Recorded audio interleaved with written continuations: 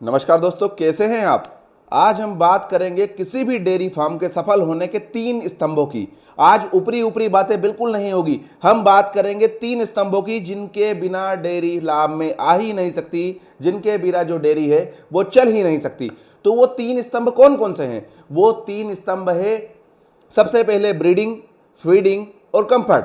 Breeding मतलब नस्ल का चुनाव, फीडिंग मतलब खाना खिलाना, और कंफर्ट मतलब हमारा जो पशु है वो आराम में रहे। इन 3 चीजों का ध्यान हमें हर डेयरी में रखना ही चाहिए।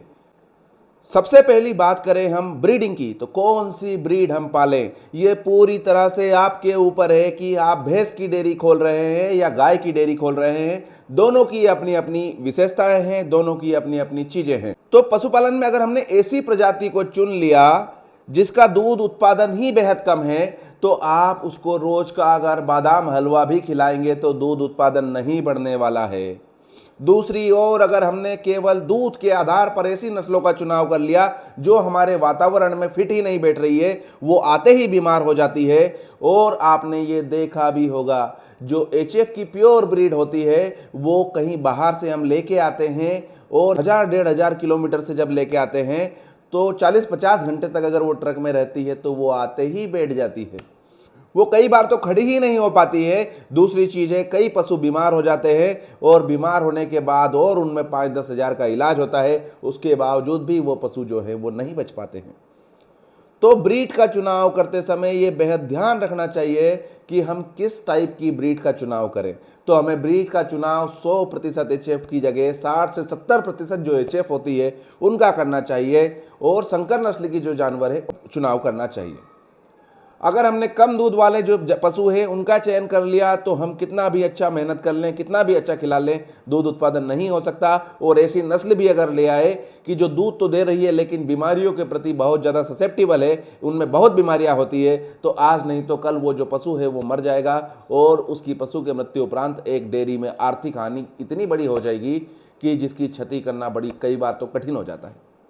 तो हमें करना है सही प्रजाति का चुनाव, सही नस्ल का चुनाव। अगर हमारी डेयरी भैंस की है तो मुर्रा नस्ल सबसे बेहतरीन नस्ल होती है, क्योंकि ये हमारी भारतीय नस्ल है। ये जो नस्ल है पूरे भारत में कहीं भी इसको रहने के लिए कोई समस्या नहीं होती है, और इसका दूध उत्पादन भी बढ़िया रहता है।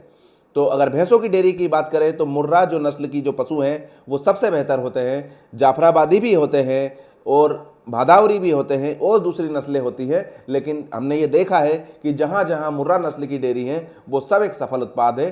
तो मुर्रा नस्ल जो है वो सबसे बेहतर भैंसों के मामले में होती है। अब बात करें हम गायों के मामले में, तो गायों में सामान्यतः यहाँ 2 नस्लें पाई जाती है, पालते हैं लोग, एक तो एचएफ और एक जर्सी। अगर हम बात करें ज़्यादा दूध उत्पादन देने वाली चीज़ें तो वो होगा एचएफ। एचएफ का दूध ज़्यादा होता है, लेकिन आप एक चीज़ ध्यान रखिएगा, जो जर्सी है उसका थोड़ा ही दूध कम होगा लेकिन उसका फैट अधिक होगा।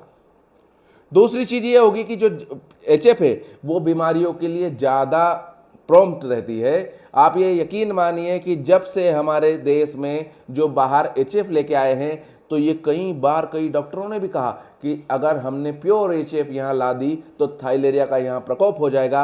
और आप एक चीज़ देखते हैं कि कोई पशु बाहर से लेकर आए और आपकी डेयरी में आते ही वो बीमार हो गया, वहाँ पर वो बेहतर था, वहाँ दूध दिया उसने, और जैसे ही यहाँ लेके आए 40-50 घंटे की यात्रा के दौरान वो स्ट्रेस में आया, और आते ही वो गाय एचएफ जो थी वो बीमार हो गई। तो उसका कारण क्या है? उसका कारण है थाइलेरिया। थाइलेरिया की बीमारी एचएफ पशुओं की एक गंभीर बीमारी है, जानलेवा बीमारी है, और इसका इलाज भी बहुत महंगा होता है। तो जो एचएफ नस्ल है उसका चुनाव करते समय हम ये ध्यान रखें कि उसका मैनेजमेंट बहुत पक्का करना होगा। और जो जर्सी है, अगर हम बात करें खाने की तुलना में, दूध देने की तुलना में, तो वो एचएफ से बेहतर जर्सी होती है। जो जर्सी है वो जितना खाना, अगर हमने 2 गाय हैं और उन दोनों को बराबर खाना दिया, तो जो जर्सी है उसकी जो खाने को दूध में बदलने की ताकत है वो एचएफ से बेहतर होती है। दूसरी चीज़ है, हमें जो पशु रखने हैं वो संकर पशु रखने हैं। 100% प्योरिटी वाले शुरुआती स्तर पर नहीं रखने चाहिए। हम ये देखते हैं कि नई डेयरी खुली और उन्होंने जो शुरुआत में ही 100% जो एचएफ है वो ले आए, फिर उनका मैनेजमेंट नहीं हो पाया और वो जो पूरे पशु हैं वो खराब हो गए, पूरा डेयरी फार्म खराब हो गया। तो हमें संकर नस्ल के पशु रखने हैं, लगभग 70 से 75% प्योरिटी वाले पशु रखने हैं जो दे। और साथ में एक चीज़ और है, कई लोग गिर गाय का सोचते हैं, तो गिर गाय भी एक अच्छी है, लेकिन उसके लिए सबसे अच्छी चीज़ ये होगी कि आप अगर ऐसे शहर के बीच मौजूद हैं जहाँ पर A2 मिल्क बेच पाएँ। अगर आप सोच रहे हैं कि जो HF का दूध है उसी में गिर का दूध मिला के बेच दिया, तो वो गिर का फार्म सफल होने की संभावनाएं बड़ी कम रहती है। दूसरी चीज़ है, अगर आप घी बेच पाएँ, A2 मिल्क या A2 घी अगर बेच पाएँ, ऐसी व्यवस्था आपके आसपास है, तो निश्चित तौर पर जो गिर प्रजाति है उसका चुनाव आपके लिए बेहतर होगा। अभी तक की जानकारी पसंद आ रही है तो लाइक करें, चैनल को सब्सक्राइब करें। अब हम बात करेंगे दूसरे पैरामीटर की। ये हो गया नस्लों की बात। अब हम बात करेंगे खाने की। खाना किसी भी जीव के लिए, किसी भी जीवन के लिए, दूध उत्पादन के लिए, डेयरी के लिए सबसे महत्वपूर्ण चीज़ होती है। अगर हमने बेहतरीन नस्ल और बेहतरीन पशुओं का चुनाव भी कर लिया, अगर उनको फीडिंग ठीक से नहीं दी, तो भी जो दूध उत्पादन है वो अच्छा नहीं होने वाला है। केवल भूसे से डेयरी नहीं चल सकती, केवल दाने और भूसे से डेयरी तो चल जाएगी लेकिन लाभ में नहीं चल सकती। और तीसरी चीज़ है, हरे चारे के कारण जो डेयरी है वो चलेगी भी और लाभ में चलेगी। तो यकीन मानिए, अगर आप डेयरी फार्म खोल रहे हैं तो आपके पास जो हरे चारे की व्यवस्था है वो होनी ही चाहिए। बिना हरे चारे के जो डेयरी है वो लाभ में आना बड़ा कठिन हो जाता है और बहुत अच्छी स्थिति में डेयरी नहीं रहती। दूसरी चीज़ है कि हम उसको भूसा दे रहे हैं, भूसा बहुत ज़्यादा नहीं देना चाहिए, हरा चारा साथ में देना चाहिए और साथ में देना चाहिए कंसंट्रेट, खल, दाना, गेहूं का आटा। लेकिन ये कितना दें, तो ये हमें देना है एक निश्चित मात्रा में देना है, निश्चित अनुपात में देना है। अगर हम ज़रूरत से कम देंगे तो उसकी पूर्ति ही नहीं हो पाएगी पशु की, और ज़रूरत से अधिक देंगे तो उसमें जो एसिडोसिस है वो उत्पन्न होगी और दोनों ही स्थितियों में जो उत्पादन है वो कम होने लगेगा। तो हमें ये ध्यान रखना है कि अगर भैंसों की डेयरी है तो भैंस के लिए थंब रूल है कि जितना भैंस को, जो भैंस है उसके शरीर के लिए 2.5 किलो हमें उसको दाना देना है, और उसके दूध उत्पादन के लिए प्रति 2 किलो पे 1 किलो का जो दाना है वो देना है। तो आप ये यकीन सोचिए, अगर अपनी भैंस जो है वो 10 लीटर दूध प्रतिदिन दे रही है, 5 सुबह 5 दे रही है, तो 2.5 किलो जो है वो तो देना है हमें उसके शरीर के लिए, और 2.5 चुक 10 मतलब 4 किलो देना है उसके दूध के लिए। तो लगभग 6.5 किलो, 6 से 6.5 किलो दाना उसको प्रतिदिन आवश्यक होगा। ये एक दिन में 6.5 किलो है, ना कि एक टाइम में।